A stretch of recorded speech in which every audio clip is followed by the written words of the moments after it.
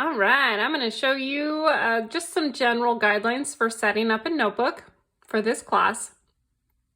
So the first thing that you will do is every time we start a new unit, you'll start what's called a unit page. And that's just so that when you're flipping through your notebook, maybe to study for a quiz or a test later on down the road, you know, hey, this is unit 1. This is where I need to start to study for unit 1. So I just kind of put in bold unit 1. You do it however you want. And then I also tabbed or earmarked the top of the page.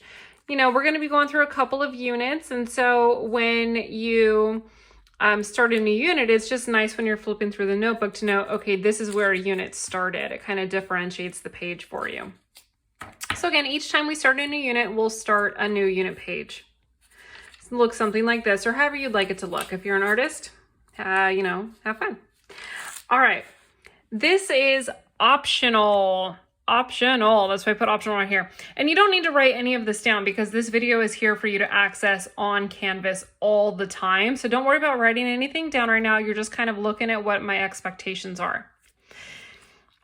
This is a homework log that is optional. Some people have, you know, agendas or separate calendar books where they keep an itemized list of their homework. Some people don't have that kind of thing. And if you're somebody who's looking for a way to keep their work organized for this class, on the back side of this first page, you can keep a homework log. And then I just put 3 random assignments here. These aren't any, they're just random. It's not anything specific. But you know, you did have that get to know you survey. So if you haven't done that, please do it. And then I just wrote due dates over here. Again, this is just generic assignments. Don't worry about what they say specifically. I just wrote them out so that you know what a homework log would look like. And then as you go through, you can mark off, yes, this is done, done, done. And then maybe your 4th assignment, I don't know, let's call it XYZ assignment. Let's say it's due on the 30th of August. Haven't done that yet. So then when you finish it, you know, okay, I'm done with that assignment. Again, that way you can kind of keep track of things. Okay, so this is how the actual content will look. So the next page, after this first page that just says unit 1, then you have your optional homework log, is where you would actually take notes. And so I have here a topic header. This is really important. Sorry, that's my dog. This is really important because it tells you what we're working on that day. And then the day's date is also really important. That way you know, okay, this was done on that Monday and maybe I needed to know it for that Tuesday's quiz or whatever it is. Okay, so you have 3 options here for notes. All notes are written out as you see it. So if I write something down in one of my videos, I would expect that you write it exactly how you see it. If I write it down, I always say if I write it, it's important, therefore you should write it. The second option, if you see a drawing, recreate that drawing in your notebook to the best of your ability. The third option, if you see an equation, write the equation exactly how you see it. Certain sciences, this is more important than others. Like chemistry, it's extremely important to write it exactly how you see it, as well as physical science. Earth science, there's not too many equations that we're going to be writing out, but if you do see an equation, please write it exactly how you see it. In biology, we will be working with equations as well. So here are just some examples. So in writing, so say that we're talking about molecules, it's a group of atoms bonded together. So you just, again, write the words exactly how you see them. I have an example on my screen of a PowerPoint presentation. So maybe I made a video about this and you are watching the video as homework and this is what it would look like. So you would just write down this in your notebook. And then maybe there's a drawing. So I have a picture of a drawing here. So this is a molecule. And then here's another example of a drawing that I can show you. So this is a student's drawing from a couple years ago. So you can see it's a model of nuclear fusion and the energy released in the fusion process. And so if I had that in a video, I would expect that you draw it out exactly how you see it. And then lastly, an equation would look something like this. And so you can see this little 4 is lower than the h. I would expect if I write it like that as your teacher, that you would also write it like that as the student in your notebook. So again, write it exactly how you see it.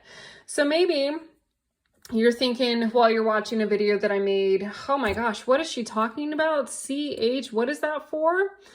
I would recommend in your notebook as you're taking notes to put a little cloud by that. Maybe you're like, oh my gosh, I don't know what that is. I need to ask Mrs. Frank about that later in class. Write yourself a note, because the odds are 2 weeks later, you're not going to remember that you had a question about it. All you're going to remember is that you kind of don't understand that concept. And so when you're in the moment and you're like, oh, I need to ask more about this, write yourself a note right next to that concept. And then you can ask me about it or send me an email about it later. So please make sure for your own thought process to write out any questions that you have next to where you are having the problem or issue or whatever it is that you need to figure out. Lastly, when are you going to need to take notes? When are you going to use this notebook? There's a couple of different situations. We're going to be doing a lot of different activities, a lot of different work. A lot of stuff is going to be digital, turned in. And so in that case, if you're writing something in a Google Doc, you wouldn't put it in your notebook. However, when you're watching a video like this one that I'm making you, you're going to write your notes in a notebook. So you don't need to take notes on this video. This is just kind of how to keep a notebook. But this is an example of a video that I would make for you. And in this situation, in the future, you would write down whatever's in the video. Sometimes during class in our Zoom meetings, I will tell you, hey, can you please turn to a new page in your notebook and write this down? So always have your notebook handy when we're in class. And then I also would say that if it's a new day, just start a new page. So oftentimes I'll have students say, hey, where should I write this down?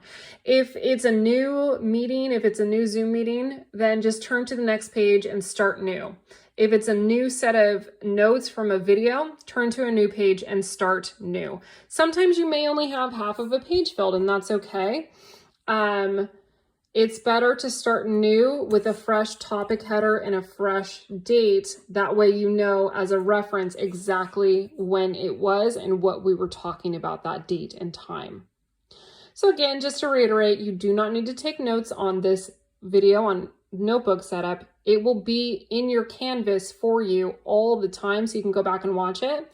The purpose of keeping a notebook is for you to stay organized. We're going to be doing a lot of different activities and things in different places. And so if you have all of your notes in one place, it's way easier to go back and look through and study for tests and quizzes and to remember, okay, this is what we talked about on this date and time.